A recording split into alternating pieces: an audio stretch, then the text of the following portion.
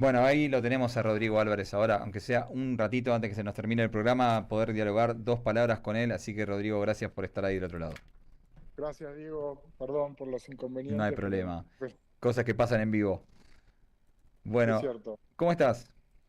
Muy bien, muy bien. Por suerte, arrancando el año en familia y con mucha energía, así que bien. Qué bueno. Bueno, vamos al hueso de entrada para no perder tiempo y lo que más me interesa saber es conocer tu mirada respecto a algunas cuestiones. Así que contame primero qué estás viendo de la economía. Nosotros hoy estamos arrancando el ciclo, así que hicimos un breve repaso ahí de algunos datos, creo, positivos que arroja el tablero en el primer mes del año, pero contame vos qué estás viendo.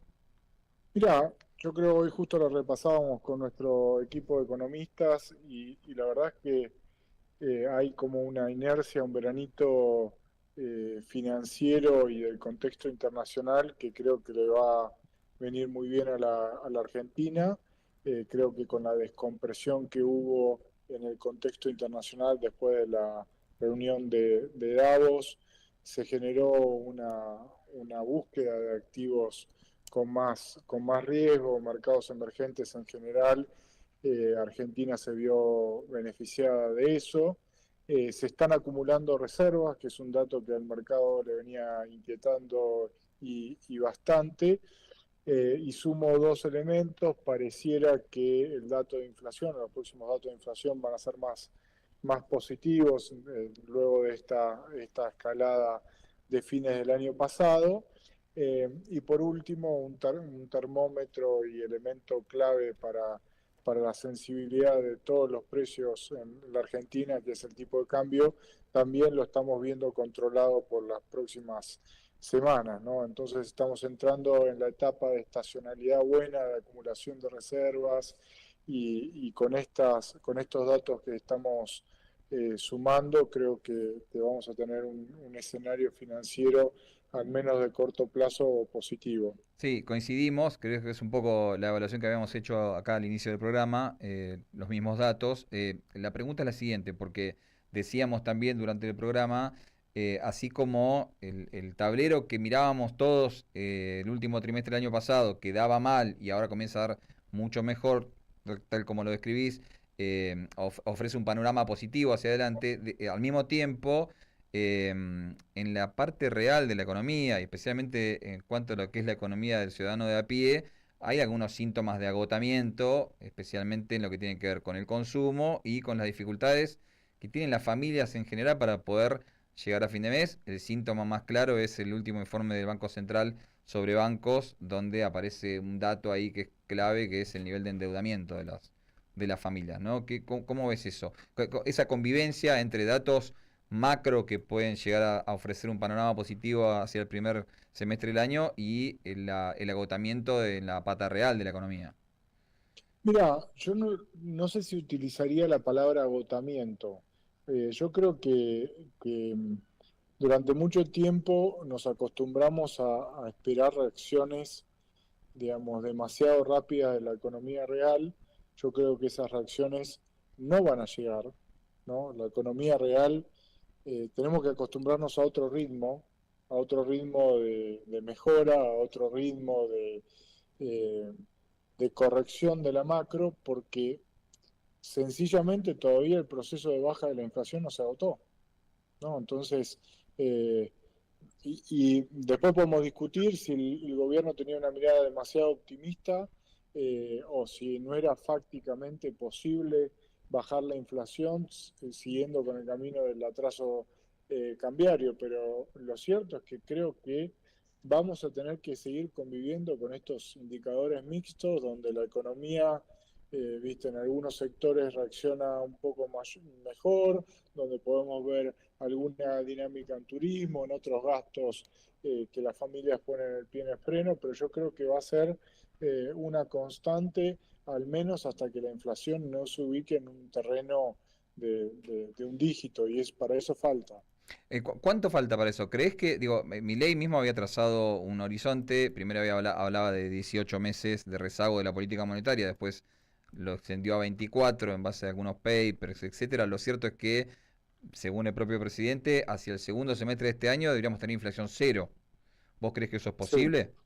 No, no, yo creo que este año, digamos, creo que hay un sinceramiento también, hay un reencuadramiento de la política económica. El gobierno entendió que era importante acumular reservas.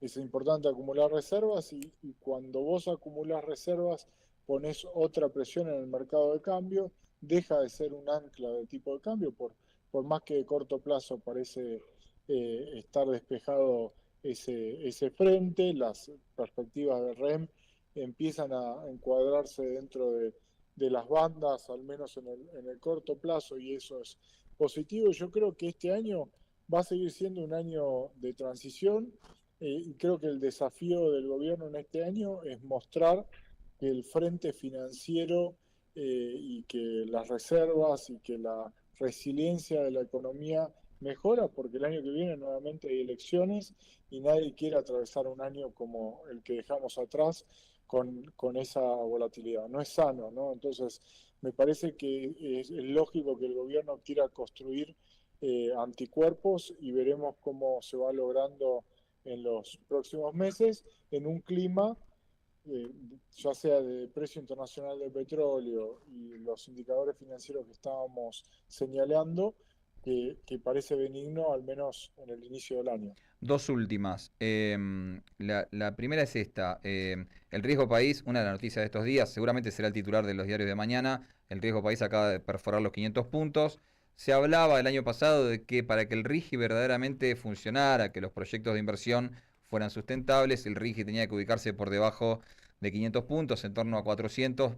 Pareciera que vamos rumbo a ese escenario. No obstante, las inversiones que llegan se enfocan en dos sectores, minería y energía, y no hay mucho más. Digo, ¿vos crees que con este escenario de riesgo país un poco más bajo puede verdaderamente tener significado el RIGI este año?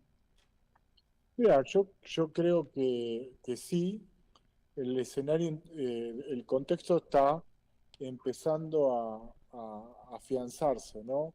Pensemos que el año pasado, lo que decía antes, fue un año de muchísima turbulencia.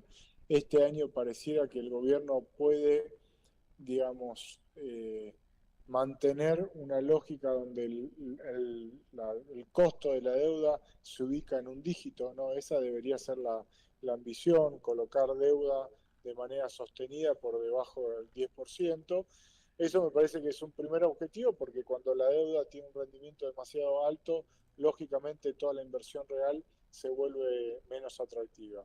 Yo creo que deberíamos empezar a ver soluciones no solo y respuestas no solo de la economía real del resto de los sectores que creo que van a empezar a llegar, sino también respuestas en términos de la capacidad de la obra pública, la relación, si pensamos que el gobierno quiere mejorar la relación con las provincias, tiene que empezar a haber soluciones también en ese frente. Entonces yo pensaría como muchos desafíos en términos de la inversión. Creo que el gobierno tomó nota, hay que ver cómo se instrumenta y cómo se materializa. Tampoco es menor el hecho de que puedan empezar a salir los dólares del colchón de una manera más fluida para todo lo que son las microinversiones, la construcción, la inversión de las pymes, la pequeña inversión que moviliza mucho. Bueno, te quería hacer una más, pero se nos acabó el tiempo, una más Perdón, en torno a la reforma laboral, pero lo vamos a dejar acá porque tenemos que cumplir con el horario justo hoy, que es el primer programa, así que pese a los dificultades técnicas, te agradezco por el tiempo al por aire, favor. siempre es un placer. Un placer, Diego. Un abrazo muy grande. Bueno, escuchábamos a Rodrigo Álvarez, economista de extensa trayectoria, que nos acompañó hoy en el primer programa del